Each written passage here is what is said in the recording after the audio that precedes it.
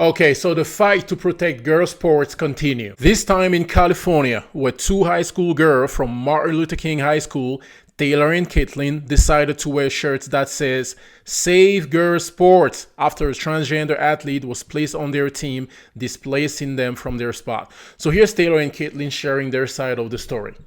The school does allow other messages. There's other social, political, religious messages worn on shirts by other students. And then there's also signs hanging around campus. There's gay pride flags hanging in the classroom. And so there are other messages that are allowed that haven't been censored. The girls wore shirts that they're wearing right now that the front says "Save Girls Sport." And so the girls wore these shirts to a cross-country practice. And the same athletic director that had displaced Taylor on the girls' varsity team told the girls that they needed to remove their shirts or hide the messaging on their shirts. And when the girls very respectfully asked, "Why do we need to change our shirts? What's wrong with the messages?" The athletic director told the girls that their shirts, the messages on their shirts created a hostile environment. And the girls, again, very respectfully asked, what does that mean? What do you mean that our shirts create a hostile environment? And the athletic director told the girls that it would be, the messages on their shirts would be the same thing as wearing a swastika in front of a Jewish student. Are you serious? And I know, right now? Taylor, you even asked the athletic director regarding other messages. So if you want to speak to that, you can go ahead and share. Yeah, I asked our athletic director about, because the student on our team wears bracelets that say like trans pride, and I asked him why is he allowed to wear that, and why can't we wear ours and express our opinion when he is expressing his opinion? Like, why can't we wear our shirts? So then she just brought up the example of the swastika again. She wouldn't really answer my any of my questions. She just kept on bringing up that example. When we wore them to practice, we actually did get a lot of compliments for wearing our shirts from other athletes on the team. And when we did wear them, our athletic director called us over, and then as Julianne said, we had to remove our shirts, and then we had to put on a different shirt because we weren't allowed to wear this shirt at practice.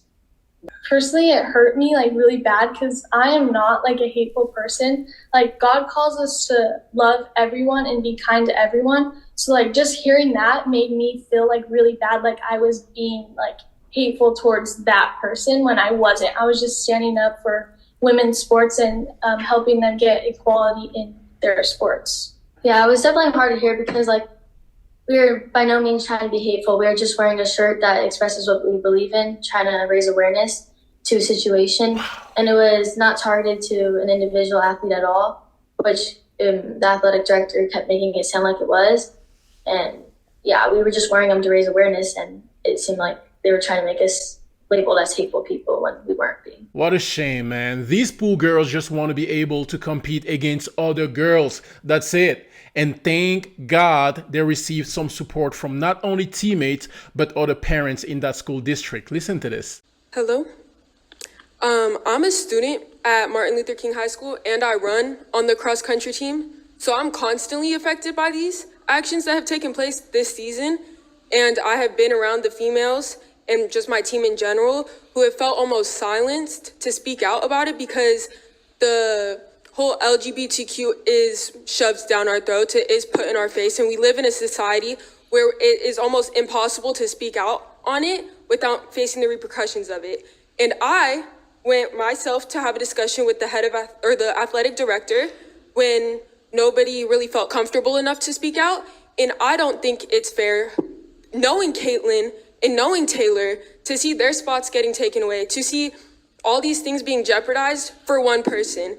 It feels as though that my school and the school district is choosing to support one person instead of the whole team and the whole school as a total. Like, it's not fair. It's not okay. I try my best not to put personal beliefs into it, but seeing this first-handedly, seeing my teammates getting their spots taken for one person that's choosing to be a girl, it's not okay. I've done my research. I've looked into the CIF rules and I've looked into the NCAA rules, two completely different things. And when I went into this meeting with the athletic director, I knew that. I knew that going into it, that teachers and coaches and people in the office can't speak on personal opinion. And then to see the athletic director turn around and tell my teammates that their shirts that say Save Girls Sports be compared to a swastika, that is not okay. These girls feel silenced, they felt silenced, and when they finally spoke out and did something to go against it and speak out, not directed towards a single person at all, they were completely stabbed in the back by the person that we were told would support us and be able to help us through this. They were said that it was a hate crime, that they were targeting that one person, and that is not the case at all. Taylor and Caitlin are two of the most nice people I've ever met in my life, and to see them having to be told that they're being hateful people is not okay. And it is not okay that I have to be in a position where I'm going to practice and having to see a male in booty shorts and having to see that around me. As a 16-year-old girl, I don't find that as a safe environment. I don't at all. And going into locker room and seeing males in there, I don't find that safe. I don't find going to the bathroom safe when there's guys in there. It's not okay. I'm a 16-year-old girl. There's girls around me where we do not feel safe having boys in our environment. And it isn't okay. It isn't okay to have them on our team. It isn't okay when it's the genetics. It is not okay.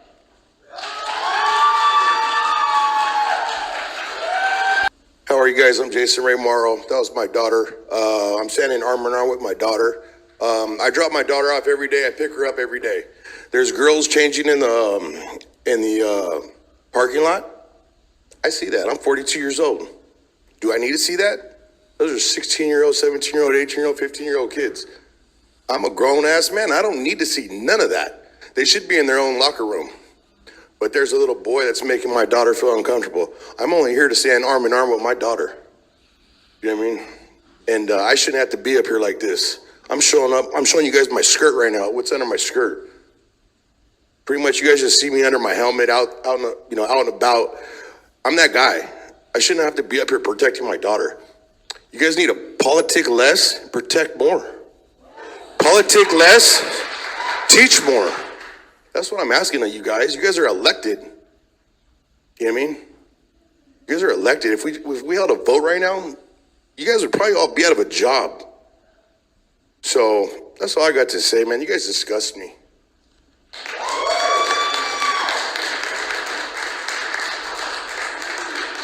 And I'm a former collegiate athlete. Hearing the stories of what the girls at MLK High School have been put through is beyond disturbing. Taylor and Caitlin simply wore shirts that read Save Girls Sports. It's common sense, XX does not equal XY. A stand that two young girls should have not had to even take. Yet when the adults fail them, when their athletic director refuses to stand up for them, and when the school board neglects their duty to protect them, what other choice do they have? They exercise their First Amendment right. Then the athletic director, Amanda Chan, censor their freedom of speech. I have a little experience with my freedom of speech being violated. Just this year, I won a freedom of speech lawsuit because a government official thought he had the ability to violate my First Amendment right for saying men don't belong in women's sports. So board, be prepared for this lawsuit because the girls will prevail. Taylor asked, why can't the boy on the girls team wear his trans pride bracelet, but she can't wear her Save Girls Sports shirt? Chan informed her that wearing the Save Girls Sports shirt with a boy on their team was equivalent to wearing a swastikas in front of a Jewish student. This is appalling. The athletic director directly compared the girls' speech to the horrendous killing of 17 million Jews. In what world is it appropriate to correlate girls who just want to have fair and safe sports with a symbol that represents the mass murder of Jews? The athletic director actions warrant immediate reprimand and accountability. So RUSD, let's make this clear. By allowing boys and girls sports, you are telling every girl that the feelings of boys are more important than her safety, her ability to be an athlete, and for her privacy in a locker room. It's time you follow the science. Biology is not bigotry. Physiological reality is undeniable. And no matter how hard females work, Males are statistically faster and stronger, yet you have thrown the protection of safety and rights of girls out the door. Your district is violating Title IX. We will not remain silent while this happens, and I'm looking forward to the girls winning their cases and getting girls' sports back to girls' sports only. Do your job, protect girls, don't be held. Who wants to follow that? Woo! Protect and coming down to speak up for our girls. Why are we here again? Hey, lawsuit, another lawsuit. You made the news. Why? Because you violated their right to free speech. You make these gender identity policies are like your be all end all. I mean, I'm never going to forgive you for those attorney letters that you sent me trying to accuse me and claiming, I was proving a point. I was proving a point that your policies are BS, that you only follow these policies when they suit you. Because when I went into the men's restroom saying, hey, I'm gender fluid, you did not want me in your space, did you? Your men did not want me in their space, but yet you want to allow these boys into these girls' spaces on their teams. Not only that, but what if that was your daughter that got bumped off her team because some boy decided to transfer? We still want to know how this transfer happened, because I know plenty of parents at Arlington that would love to get the heck out of Dodge and get to King, and you're not open for transfers. So how did this person get a transfer from Arlington to King? That still needs to be provided to the public. And again, you are pushing these policies that are not protecting our girls. Parents are not going to stand for it. Parents are waking up. We're sharing this, and I hope these girls win. We're almost 100% certain they will, because, woo, we all know what happened. And we all know that changes are coming, and Title IX is coming back to what Title IX was supposed to be. There won't be any gender identity in Title IX. It will be about protecting women. I was a feminist when feminism was about protecting women. So again, get the message, get on the right page. We have a new administration, new rules are coming, and I want to see if you're going to follow those policies as well, because we won't have an attorney general who's going to claim that I'm a domestic terrorist. We're going to have an attorney general who might. Save girls' sports. Save girls' sports. Those were the words depicted on those young ladies' shirts when they were compared to a Nazi swastika. Anybody who agrees with that, and there's a father here who agrees with that, I personally, Jose Carrillo, call you a coward in your face. If you're a mother who agrees with that, I call you a misogynist. I'm here to put you on notice. These rules will be full. After today, there will be parental rights advocates here. Every school board meeting, it's going to look like Chino Valley Unified School District here. Rob Thurman is going to know Riverside Unified School District. I'm putting you guys on notice right now. I'm going to personally let our community know, Hispanic, Black, other, what is really going on. This election woke people up. So there's a few of us here right now, but I promise you, next school board meeting, there's not going to be a few of us. There's going to be a lot more of us. You're going to need a bigger space. You're going to need TVs outside. And you're going to need a speaker outside, because we're all going to want to hear what's going on in here. And it's going to be standing room only. So anybody who agrees with boys playing in girls' sports, taking girls' CIF championships, taking girls' scholarships, you are a coward. Men are waking up. This is for men. Men, you have to wake up, stand for your children. This is over. This is over, guys. Regular blue-collar men, men who work in offices, men who take out trash men who work for your school district.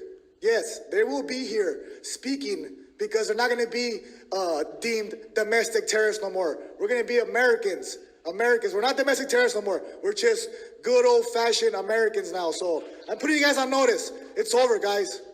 It's over. Next. I have 2 daughters in combat sports. You guys shove LGBTQ plus ideologies down our children's throats, and you encourage them to be themselves, express themselves.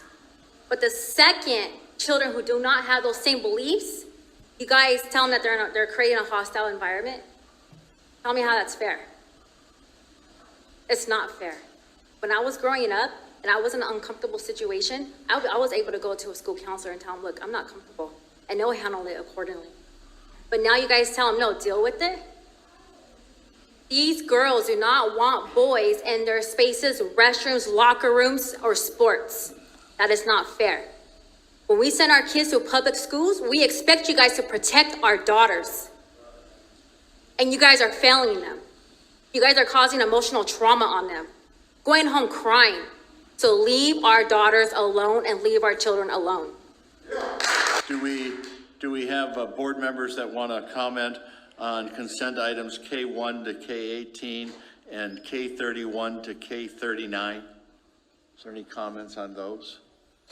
And of course, the school boards refuse to address the problem. This is just sad, man. The fact that we have adults out here pushing this insanity on those young girls. But like I said, thank God. Thank God we also have parents in that same school district standing up for those girls and for girls' sports. Hopefully, they'll win their lawsuit.